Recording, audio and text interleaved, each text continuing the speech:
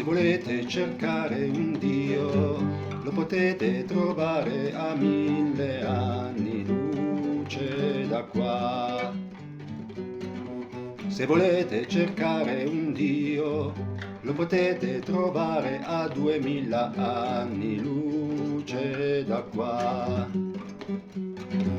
Se volete cercare un Dio, lo potete trovare a 2, 3, 4 mille anni luce da qua. Praticamente lui sta a Asgard.